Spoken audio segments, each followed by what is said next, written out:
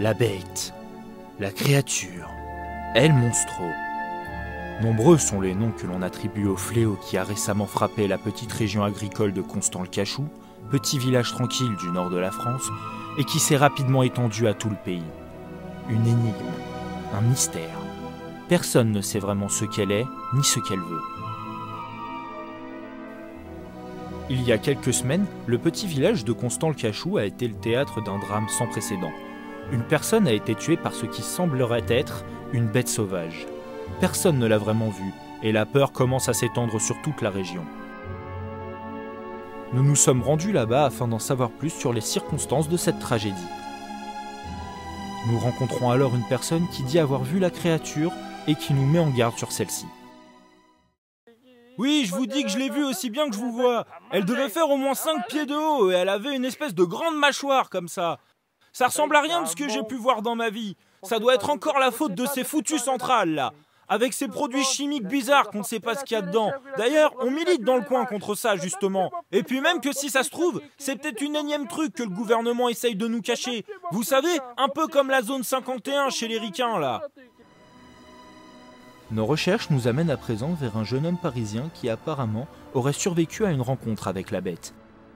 Sa mère a accepté de nous accorder une entrevue. Oui, oui. Je l'ai aperçue quand elle nous a bondi dessus, oui. Une bête, massive. Tout à fait, tout à fait. Je peux vous dire que c'était effrayant. On était dans le bois de Vincennes et la bête s'est littéralement jetée sur Christophe. Alors moi, j'ai pris peur. Et puis maintenant, regardez-le, il parle plus, il est tout tremblant là. Je ne sais plus quoi faire. Allez Christophe, tu réponds aux journalistes maintenant, sinon on retourne voir la bête. Cette chose, vu la rapidité avec laquelle elle nous a attaqués, moi je vous le dis, c'est pas d'ici. Non, clairement pas d'ici. La menace de la bête devenant de plus en plus grande, le gouvernement a décidé de mettre en place une prime pour sa capture afin de motiver les chasseurs les plus aguerris. Nous retournons donc à Constant-le-Cachou afin que les deux uniques chasseurs du village nous expliquent un peu mieux la situation. Nous sommes chasseurs dans la région et pourtant c'est la première fois que nous voyons une chose pareille. Pourtant, on a chassé toutes sortes de bêtes dangereuses. Le Sasquatch, le bison des prés, la brebis-fan, le yéti, les canards bizarres et même les ornithorynques de Garrigue. Alors, lorsqu'on a appris que le gouvernement subventionnait pour la capture de la bête, on a littéralement sauté sur l'occasion. Tout à fait. Pour nous, c'est pas seulement une question d'argent, c'est aussi une question d'honneur, vous voyez. Si on fait ça, c'est pour le plaisir de la chasse, mais c'est avant tout pour protéger notre joli village de Constant-le-Cachou. On protège, il faut pas croire, mais les chasseurs œuvrent aussi pour la protection des petites bourgades comme la nôtre. Par exemple, à la roue qui tourne, un petit village pas loin, nous avons abattu des ours lapins sauvages qui menaçaient d'attaquer les villageois. Vous savez, il y a beaucoup d'autres chasseurs de la région qui ont essayé d'attraper la bête, mais le problème, c'est qu'on ne sait pas vraiment à quoi elle ressemble. Mais nous, on a notre petite idée là-dessus, et avec la concurrence, on préfère garder ça pour nous, vous voyez? Parce qu'il faut l'avouer, être chasseur, ce n'est pas non plus facile tous les jours. On chasse notre propre nourriture, mais de temps en temps, un peu d'argent qui rentre, ça ne fait pas de mal. En tout cas, vous pouvez compter sur nous pour veiller à ce que cette sale bestiole ne s'approche pas de nos terres et de nos enfants. Une fois qu'on aura mis la main dessus, on... Écureuil! Calice, c'était un enfant. Chouette! Nous venons accidentellement de tuer un enfant. Nous vous prions d'éteindre cette caméra sur le champ. Mais les chasseurs ne sont pas les seuls à vouloir mettre la main sur la bête. Le sergent Pepper, shérif du comté de Constant-le-Cachou, est bien décidé à mettre lui-même un terme à la menace.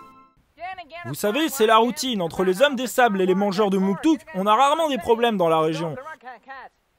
En 20 ans de carrière, c'est la première fois que je vois un truc pareil. Et le problème, en fait, c'est que j'ai pas tout de suite compris ce que c'était. Ouais, ce machin était là, à bouger bizarrement. Un peu comme ma femme quand elle regarde un film de Johnny Depp. Paix à son âme. Je vous jure que si je mets la main sur lui, je l'obligerai à écouter toute la discographie de François Junot. C'est la loi, hein.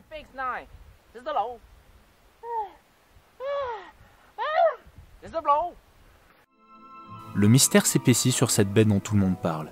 Afin d'en savoir plus sur le sujet, nous avons fait appel à un spécialiste, Gontran Théogal, professeur en mythologie maya et vétérinaire à ses heures perdues. Il nous explique alors de quoi il en retourne. Je vais vous expliquer la bête. La bête a été trouvée à Constant-le-Cachou en l'an 1562. Pourquoi l'an 1562? C'est normal. D'après le calendrier maya, Jésus-Christ est mort en 1962. Et qui aurait fait naître la bête. Mais avez-vous des preuves de ce que vous avancez, professeur? Mais bien entendu, l'apparition de la bête du chevauchant donc date de 1562. Pourquoi 1962? Simplement parce que les Mayas, ils avaient décidé, comme ça, des fois ils décident des trucs. Par exemple, la minute dure 60 secondes parce que les Mayas ont décidé. Un jour, les mecs, ils ont fait, putain, c'est long. Et ils ont fait, long comment? Long comme une minute. Mais une minute, c'est combien de secondes? Ils savaient pas. Et il y en a un, il est arrivé, il s'appelait Jean-Philippe. On fait Jean-Philippe, il est venu, il a fait, la minute dure 60 secondes. On lui dit, pourquoi Jean-Philippe? Mais il a fait, mais parce que, depuis la minute dure 60 secondes. C'est le Maya, il décide des trucs. Et les secondes, ils ont décidé aussi combien de temps? Ah, ils ont décidé. Il y en a, il a fait, oh, j'ai trouvé un truc. C'est la seconde. Alors, est-ce que la bête a un rapport, une connotation divine un peu? Bien entendu, mais pas chez les chrétiens, ni chez les musulmans, ni encore moins chez les juifs. Mais très fortement chez les Mayas. Les Mayas avaient des temples érigés au nom de la bête. Bien sûr, des Mayas en avaient marre et ont profité du capitalisme pour voyager. Et il y en a certains qui se retrouvaient à Constant-le-Cachou. Des Mayas de France. Des Mayas français. Ils ont été naturalisés. Est-ce que vous aviez des preuves matérielles de l'existence de la bête du chevauchant? Ah, bien sûr. L'apparition de la bête du chevauchant, donc, à Constant-le-Cachou, donc date de 1968. Date à laquelle le Christ est mort selon le calendrier maya. Voyez ce document. Je vous le présente. Vous pouvez voir sur ce document que la bête du chevauchant porte une auréole. Pourquoi une auréole? En référence au Christ. Elle prie Monsieur Cochon, qui était en fait le symbole de Constant-le-Cachou en 1952. Là, vous pouvez voir que ce sont des frères des triplés, roux, des rouquins, des Constant-le-Cachou. On les appelait les rouquins, parce qu'ils étaient roux. Et pourquoi ils vénéraient la bête? Pourquoi ils vénéraient la bête? Mais vous êtes con, mon pauvre ami. Ils vénéraient la bête parce que la bête mange quand elle n'est pas contente. Elle est là, elle n'est pas priée, il n'y a pas d'offrande, la bête devient ouf. Elle les a bouffés un par un. Elle a commencé par les rouquins d'ailleurs. Ils sont morts. Vous retrouverez leur tombe au cimetière de Constant-le-Cachou. La troisième point, aujourd'hui à Constant-le-Cachou, une catastrophe nucléaire, que dis-je? La Shoah. Et comment expliquez-vous l'apparition de la bête à Constant-le-Cachou? Mais Larry, depuis, c'est un phénomène, un épiphénomène, depuis Facebook, les gens vont plus à l'église. Ils font des événements Facebook pour aller boire ensemble, faire la teuf, ou encore même se droguer. Nous y voyons maintenant un peu plus clair sur les actions de la bête que l'on nomme la bête du chevauchant. Mais un homme d'église de Constant-le-Cachou nous met tout de même en garde. Oui, au sein de l'église, nous pensons que la bête est venue sur terre afin de nous purifier du mal, voyez-vous. En agitant la main comme ça, vous voyez? Oh, bonjour mon fils. Oui, je comprends ta peine. L'église est avec toi, ça va aller? Voilà 2-3 Ave Maria. Dieu te bénisse. Regarde, Dieu te tend la main. Allez. Oui, nous pensons que la bête est un messager céleste venu afin de tous. Béni sois-tu, mon frère, aide-toi, le ciel t'aidera, Dieu te tend la main. Oui, bien évidemment, la bête du chevauchant est directement envoyée de Dieu, cela ne fait aucun doute. D'ailleurs, sa forme de cheval, sa forme chevaleresque, représente le paladin qui éradique le mal, voyez-vous. Elle vient purifier le monde de toutes ces ténèbres, de toute cette infamie qui plane depuis le début du XXIe siècle. Repentez-vous, mes frères, la voie du salut vous est encore ouverte. Vous devez vous repentir. Le jour du jugement approche, mes frères, c'est bientôt. Nous décidons d'aller voir nous-mêmes de quoi il en retourne afin d'élucider complètement le mystère. Nous nous enfonçons donc dans les bois où se trouverait la bête. Nous sommes actuellement dans la forêt qui entoure la bourgade de Constant-le-Cachou. Nous sommes à la recherche de la bête du chevauchant et selon nos informations, station. Elle se trouverait quelque part dans la zone qui se trouve ici. Et... C'était quoi ça? Merde, y a plus rien. Mais qu'est-ce que c'est que ce bordel là? Putain, derrière toi! Oh putain, cours! Cours, Jackie! Cours! Cours!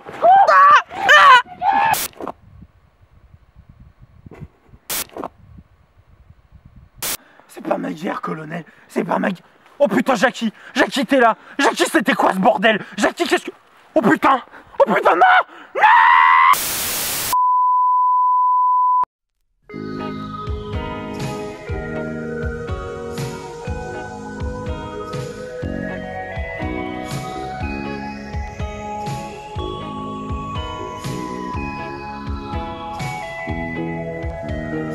L'an 1999, pour tes 20 ans, quoi de beau, quoi de neuf? Que feras-tu près de l'an 2000? Près de qui? Marie-Cécile. L'an 1999.